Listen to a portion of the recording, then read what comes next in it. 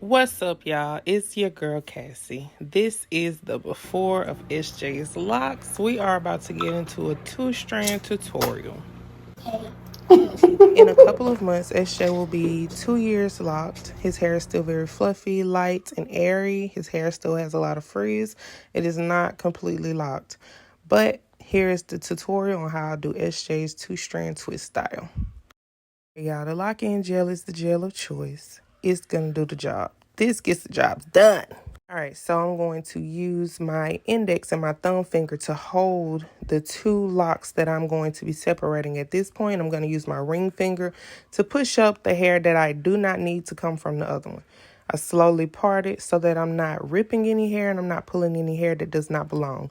It's an easy separation method. It makes it easier for you to see where your part is. I started these locks, like I said, so I do have a higher comfort level when parting them because I know where the parts are. But just for any head that you're doing, you want to get a good shampoo so that you can naturally separate the hair. Getting all the way down to the scalp helps you to have each hair kind of loosen up so that you're not having to pull any hair apart, especially if a person hasn't gone such a long time without a retwist. But as you can see, I completely finished sectioning that hair off and I have gone down the lock, collecting all of those loose. I'm in the business of no hairs left behind, okay? That's the business I'm in.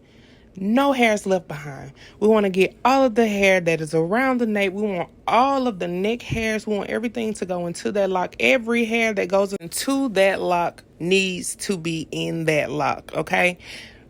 The main thing that everyone needs to learn and understand and follow through with is that every hair that is supposed to be inside of a lock, it contributes to keeping the foundation of that lock strong. If you are constantly ripping hair and taking hair from locks that it shouldn't be taken out of, that other one will end up being thin and it could possibly reach the point of breaking off.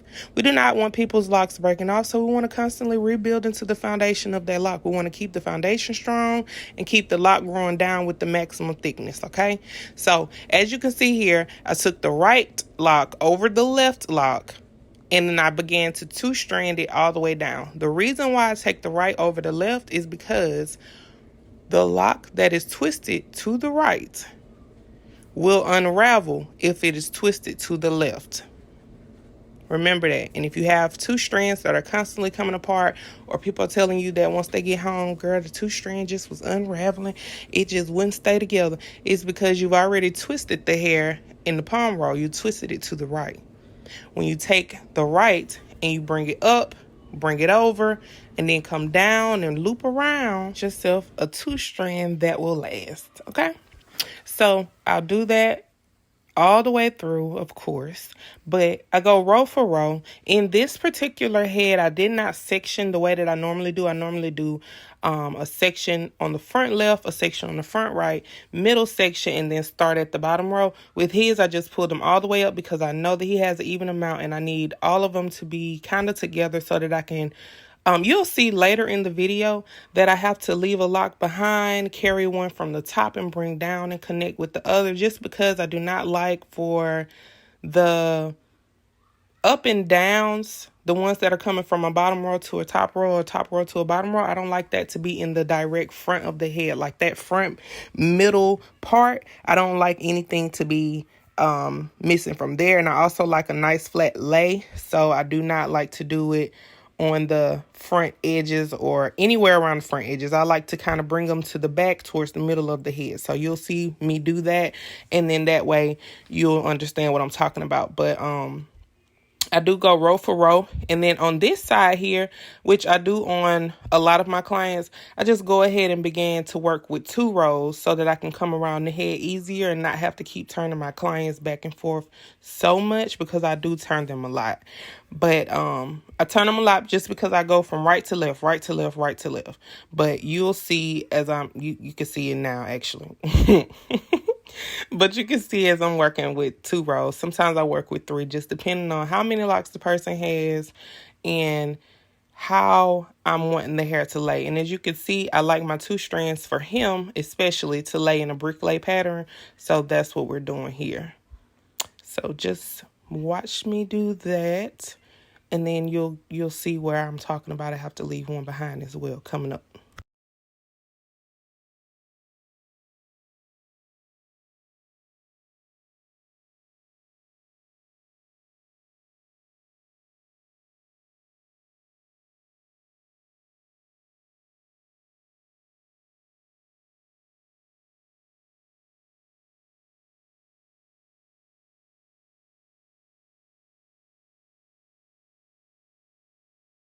I just want to add, you see SJ leaning all back and stuff. Y'all, my boy was asleep, okay? He was asleep. He was getting a good nap in, but he pops up here and there, goes to sleep, doze off. That's his thing. So we're just gonna let him be. Just let him be.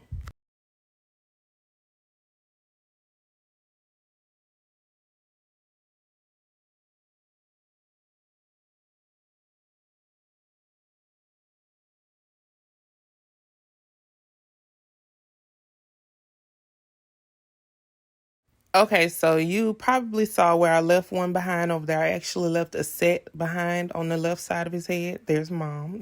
She had to come bring him some food. But I left the left side open just for what I was just explaining to you guys. The one that you see, I have that one left behind right there. I don't know if you can see it or not, but as I come down that next row, you can see it now. Just pay attention to that. Loop that together. And that's how I bring that up so that I know I'm moving in the right. And just count the ones that you have left. So whichever one that you're moving down, you just want to count the other ones to make sure that you have a nice lay. Because if you don't have 4 or 2 coming in front of that, then you're going to be looping from the top row each time. And you don't want to do that because then that causes lumps. Because all of them will not continue to lay flat if you're looping them from the side. When you loop them from the side, they're going to lay towards the side. That's why you want to have the fullness coming from the back of the head and not in the front of the head. But I just follow through and completely even the locks out, and we go from there. But enjoy.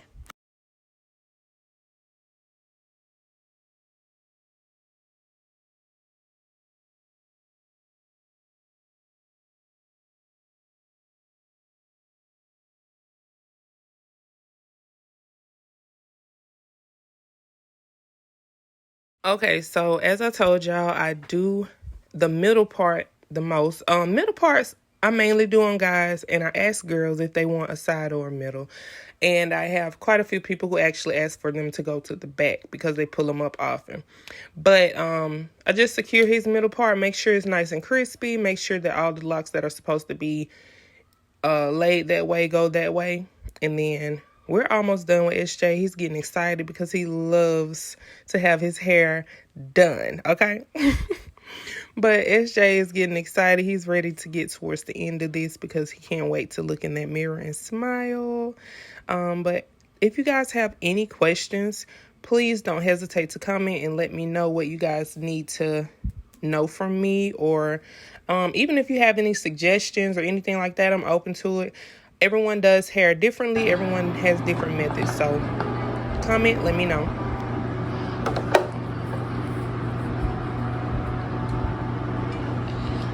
Loc N with Cassy.